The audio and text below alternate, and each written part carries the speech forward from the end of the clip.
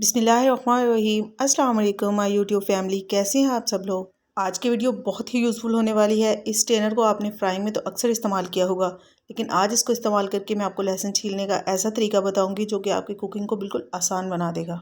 साथ ही साथ मैं आप लोगों से लहसुन अदरक का पेस्ट बनाने के लिए एक टिप शेयर करूँगी जिससे आप पेस्ट को लंबे टाइम तक सेव कर सकते हैं। तो बिना स्किप किए वीडियो को पूरा वॉच कीजिएगा। चलिए देख लेते हैं कि लहसुन को कैसे छीलना है। बाज़ार से जो चाइना लहसुन मिलता है वो काफ़ी बड़े साइज़ का होता है, तो उसको छीलना भी इतना मुश्किल नहीं होता है। लेकिन जो ख़वातीन देसी लहसुन का इस्तेमाल करती हैं उनको लहसुन छीलने में काफ़ी मुश्किल होती है।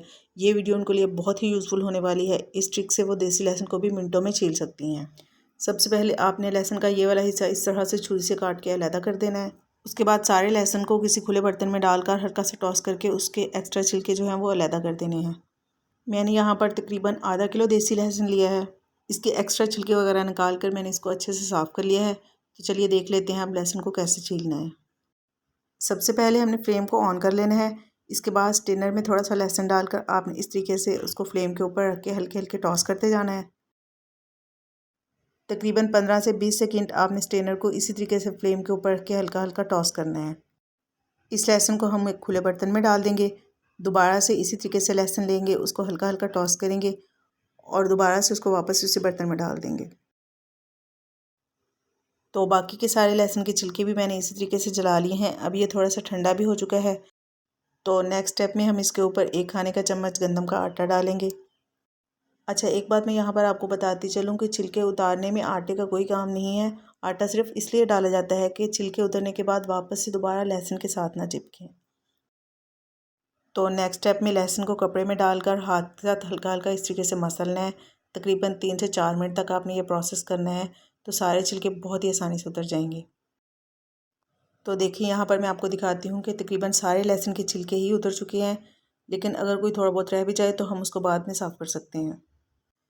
देसी लहसुन के छिलके उतारने का तरीका इससे पहले भी मैं आप लोगों के साथ शेयर कर चुकी हूँ। इसको आप लोगों ने काफ़ी पसंद किया है। उस वीडियो का लिंक भी मैं आपको डिस्क्रिप्शन में दे दूँगी। तो दोनों में से जो तरीका भी आपको आसान लगे उस तरीके से आप लहसुन को छील सकते हैं।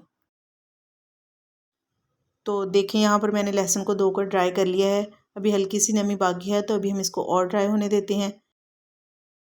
लहसुन और अदरक का पेस्ट बनाने के लिए मैंने यहाँ पर आधा किलो अदरक लिया है। इसको धोकर अच्छे से ड्राई कर लेंगे, छील लेंगे और इसको छोटे छोटे पीसेस में काट लेंगे।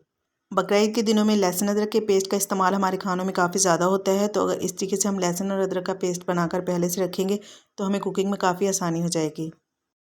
पेस्ट बनाने के लिए मैंने लहसुन और अदरक के 3 हिस्से किए हैं। एक हिस्सा हम ब्लेंडर में डालेंगे, 1 कप इसमें कुकिंग ऑयल डालेंगे और इसको ब्लेंड कर लेंगे। कुकिंग ऑयल डालने से ये होगा कि ना तो आपके पेस्ट का कलर चेंज होगा और ना ही टेस्ट में कोई फ़र्क आएगा। पानी का इस्तेमाल आपने बिल्कुल नहीं करना है। दोनों चीज़ों को छील कर अच्छे से ड्राई करके कुकिंग ऑयल डालकर अगर आप पेस्ट बनाएंगे तो आप इसको लंबे टाइम के लिए इस्तेमाल कर सकते हैं। आपका पेस्ट बिल्कुल भी ख़राब नहीं होगा। तो देखिए यहाँ पर सारा पेस्ट बन के रेडी हो गया है। 1 किलो लहसुन और अदरक का पेस्ट बनाने के लिए मैंने यहाँ पर तकरीबन 400 ग्राम कुकिंग ऑयल इस्तेमाल किया है। कुकिंग ऑयल की क्वांटिटी कम या ज़्यादा भी हो सकती है। बस इतना कुकिंग ऑयल आपने डालना है कि आप इसको आसानी से ब्लेंड कर सकें। किसी भी एयर टाइट जार में डालकर आप इसको तकरीबन 2 से 3 महीने तक आराम से इस्तेमाल कर सकते हैं। आई होप आप लोगों को मेरी आज की वीडियो पसंद आई होगी। अगर ये वीडियो आपके लिए यूज़फुल साबित हुई है तो इसको लाइक कर दें और फ्रेंड्स एंड फैमिली में ज़रूर शेयर कर दिया करें। और अगर फर्स्ट टाइम चैनल को विज़िट कर रहे हैं तो काइंडली चैनल को सब्सक्राइब ज़रूर कर लें और साथ ही साथ बेल आइकॉन को भी प्रेस कर लें ताकि आपको मेरी हर नई आने वाली वीडियो का नोटिफिकेशन मिल सके। फिर मिलते हैं एक नई रेसिपी के साथ। अल्लाह हाफिज़, बाय बाय।